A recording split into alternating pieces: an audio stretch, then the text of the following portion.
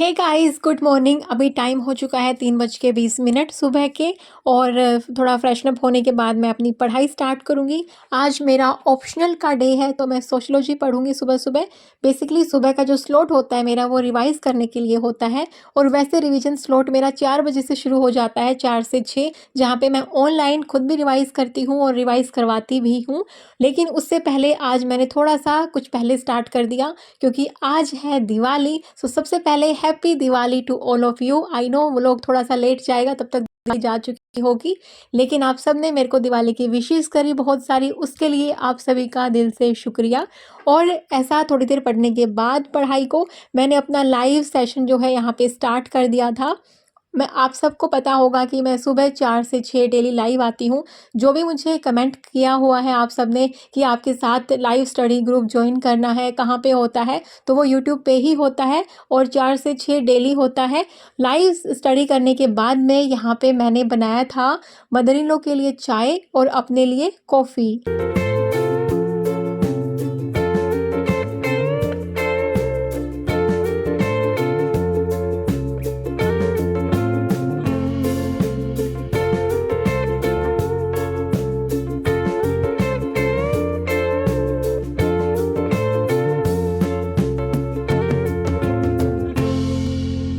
सुबह-सुबह बड़ा अच्छा लगा, 3 घंटे के आसपास का मेरा रिवीजन स्लॉट भी निकल गया।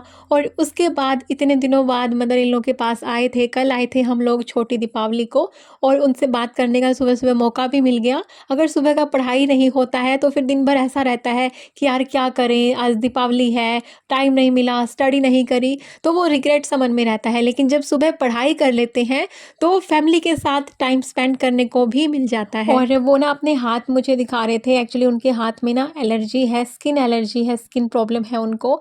और आजकल थोड़ा-सा मैंने बताया था ना कि कंस्ट्रक्शन का काम चल रहा है, ऊपर फैमिली के लिए जिम बनाया जा रहा है, तो वहाँ पे जो वर्कर्स होते हैं वो तब तक काम नहीं करते जब तक फैमिली मेंबर साथ के साथ कुछ ना कुछ उनको गाइड ना करता रहे। और मदर इन लॉ ऐसे हैं कि वो अपनी हेल्थ को नहीं देखते हैं, बल्कि जो काम है उनको दिखता है कि ऐसे है तो वो खुद उसमें लग जाते हैं। तो अभी इन दिनों में वर्कर के साथ मिलके उनको बताते थे और कुछ ना कुछ वो साथ में भी करने लग जाते थे। इससे उनकी जो हैंड की सिचुएशन है और भी ज़्यादा ख़राब हो गई है। मैं उनको वही समझा रही थी कि आप ये सब मत किया करो, रहने दिया करो, नहीं तो बाद में फिर हाथ में पेन भी होता है। और हमने अपनी चाय कॉफ़ी फिनिश ही करी थी कि अभी हस्बैंड और फादर इन लॉ के लिए फिर से चाय का ऑर्डर आया, और उनकी चाय के लिए मैंने कुछ मसाला इस तरीके से किया था और चाय में डाला था। आजकल यहाँ पे आने के बाद आपको चाय ज़्यादा दिखेगी क्योंकि सर्दी का टाइम थोड़ा-सा स्टार्ट हो गया है और यहाँ पे चाय पी जाती है। नहीं तो जहाँ मैं रहती हूँ चंडीगढ़ में सिर्फ़ हस्बैंड ही चाय लेते हैं, मैं कभी लेती नहीं हूँ। तो उनके दिन में 1 या 2 बार चाय बनती है, लेकिन यहाँ पे 4-5 बारी चाय बन जाती है।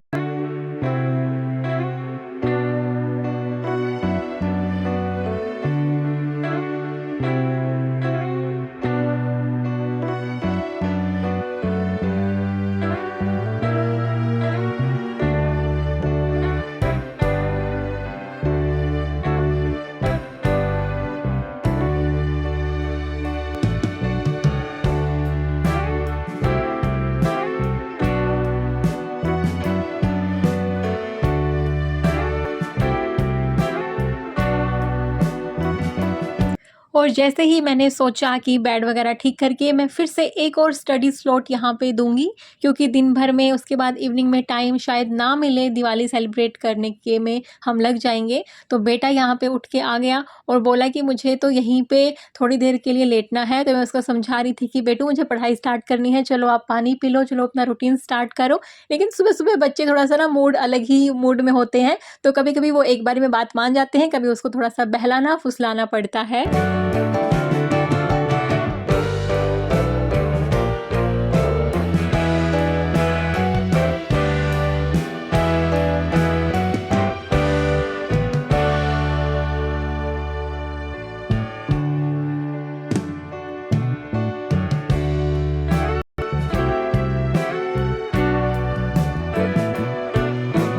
दिवाली की सफाई की बात हम करते हैं जब दिवाली होती है, तो क्यों ना जो मन की गंदगी है उसकी सफाई की बात भी की जाए।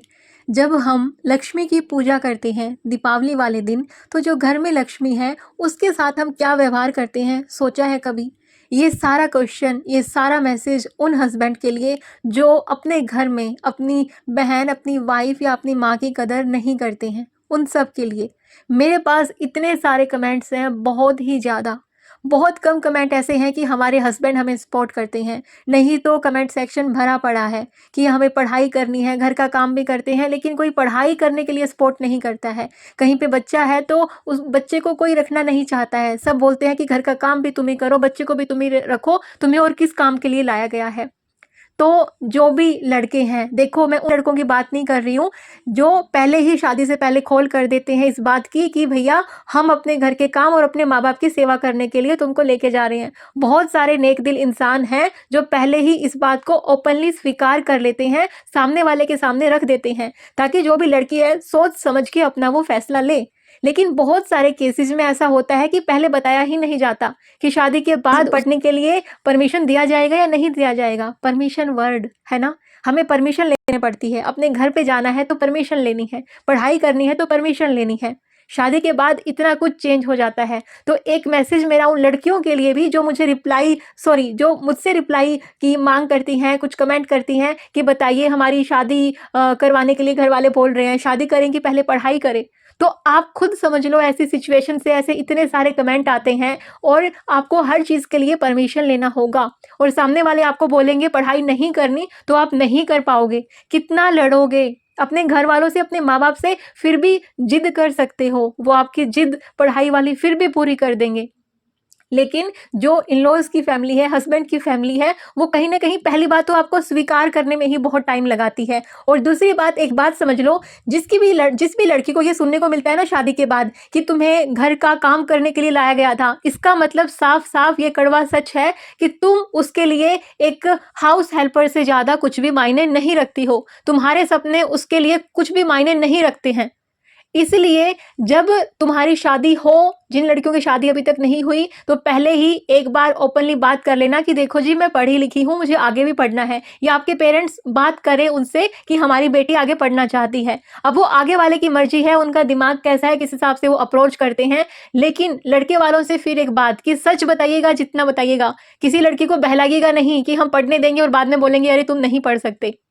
मैं समझती हूँ उन लड़कों के बाद जिनके माँ-बाप सही में बीमार होते हैं, जिनको एक वाइफ़ ऐसी चाहिए होती है जो उनकी देखभाल कर पाए, मैं इस बात की पूरी कदर करती हूँ। और एक लाइफ़ पार्टनर ऐसा भी होना चाहिए जो उनको अपना पेरेंट समझ के उनकी सेवा करे, पूरे दिल से, सेवा भाव से।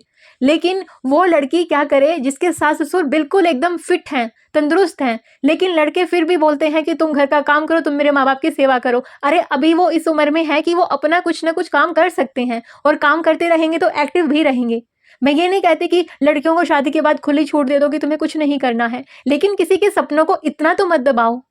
क्या तुम उसको एक नौकरानी बना के ही लाए थे? तो फिर तुम पढ़ी लिखी लड़की क्यों लेके आए? तुम ऐसी लड़की लेके आते ना, थोड़ा उसका भी जीवन सुधर जाता। कि तुम जॉब वाले हो, तुम्हें माँ-बाप की सेवा करवानी, तुम्हें घर का काम करवाना है, तो तुम ऐसी लड़की लेके आते, थोड़ी-सी गरीब घर की जो पढ़ी लिखी नहीं है।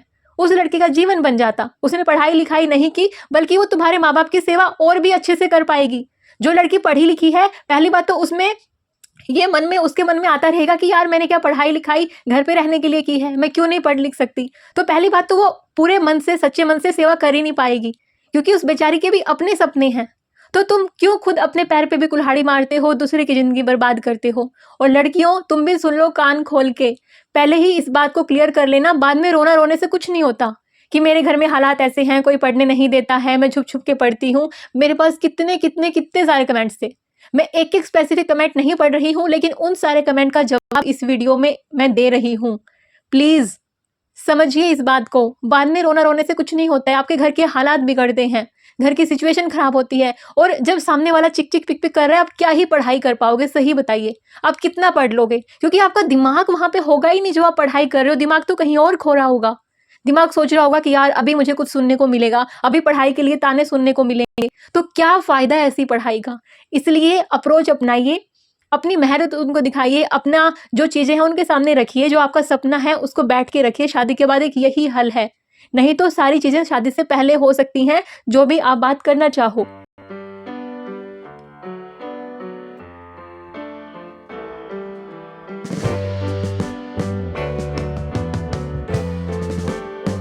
और जब मैं पढ़ाई का स्लॉट ख़त्म करके आई थी ना, तो मदर इन लॉ ने पराठे बनाने स्टार्ट कर दिए थे, आपने देखा था।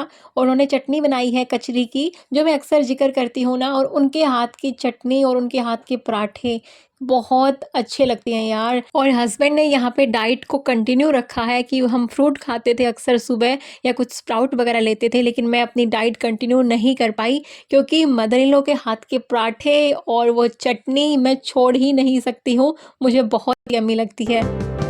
Sitting in the basement apartment I rented with you,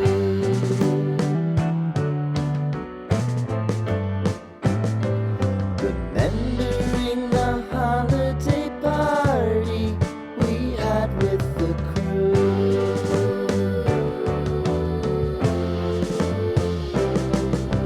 Romeo was roaming the garden, Saturday was spent in a parking lot. Gave it all we got. It was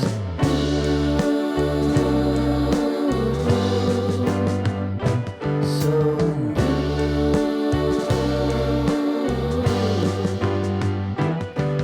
with you.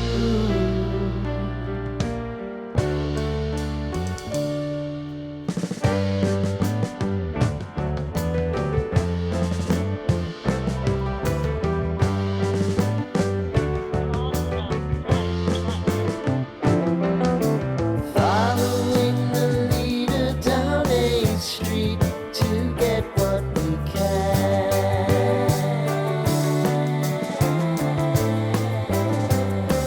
Crawl up the walls, make a few calls to the man.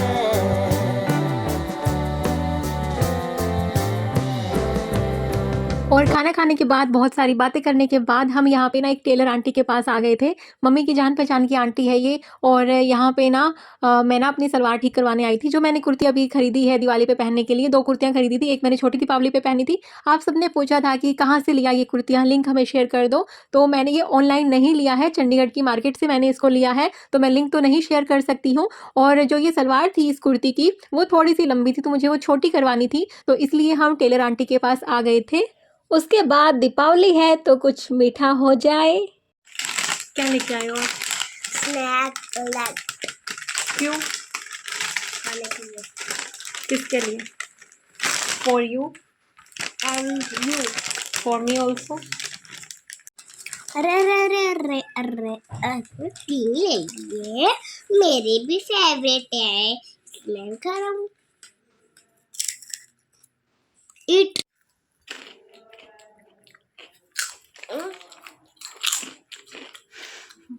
और अभी शाम के 5 बजे मैं dinner की तैयारी करने आ गई थी, क्योंकि उसके बाद पूजा भी करनी है, फिर पटाखे भी करने हैं, तो फिर बहुत सारा टाइम वहाँ पे चाहिए। तो इसलिए मुझे था कि डिनर फटाफट से जल्दी जल्दी बन जाए तो अच्छी बात है। मम्मी यहाँ पे मेरी सलवार लेने के लिए चले गए थे, और फिर वैसे मैंने उनको ना मम्मा बोलती हूँ, तो अगर मेरी वीडियो में आगे कभी भी मम्मा वर्ड यूज़ करूँ, इसका मतलब है कि मैं मदर इन लॉ के लिए यूज़ कर रही हूँ। और जो मेरी मम्मी है, इस वीडियो में मैंने मम्मी मदर इन लॉ को ही बोला है, वैसे रियल लाइफ में मैं मम्मी बोलती हूँ अपनी मम्मी को, और मम्मा बोलती हूँ मदर इन लॉ को। तो जो मम्मा है वो चले गए थे अपना मेरी सलवार लेने के लिए, और मैंने यहाँ पे बनाया था आलू की सब्जी। वो जो पूड़ा होता है, मीठा पूड़ा, अगर आपने खाया होगा, हरियाणा साइड तो बनता रहता है, आलू की सब्जी के साथ पूड़ा बहुत अच्छा लगता है। तो जो मम्मा है वो बनाएंगे पूड़े, और उनके लिए वो आटा भिगो के गए थे, लाइक उसमें ना शुगर वगैरह का पेस्ट डाल के, शुगर हम यूज़ नहीं करते हैं, देसी खांड यूज़ करते हैं, और पानी डाल के, तो वो आटा वो बना के गए थे। मेरे को सब्जी बनानी थी।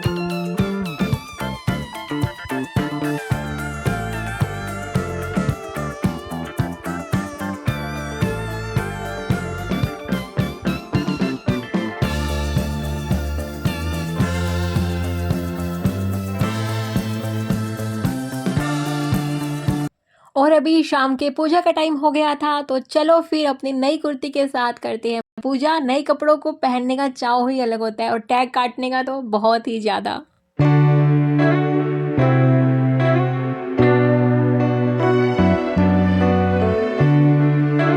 और दिवाली की पूजा से पहले सबसे पहले पूजा की शुरुआत करिए होती है यहाँ पे दादाजी की जो फ़ोटो है उस पे माला चेंज करने से।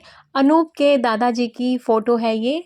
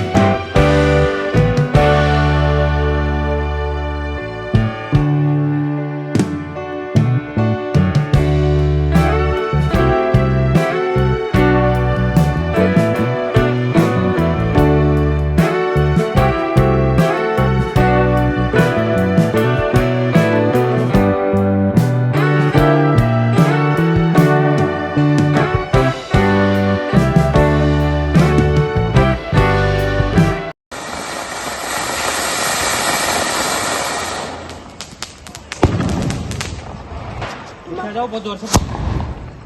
ये क्या था?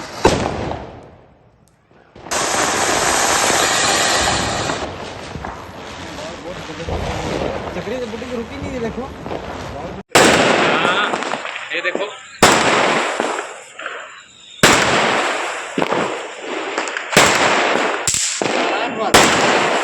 अब आप बैठे भी नीचे ही उतार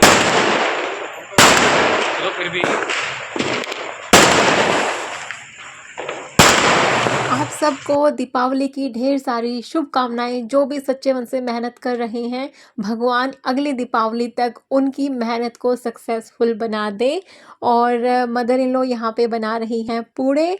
आलू की सब्जी मैंने बना दी थी और गर्मा गर्म पूड़े यहाँ पे बन रहे हैं। तो चलिए फिर देर किस बात की, शुरू करते हैं। मेरे तो बहुत फेवरेट हैं।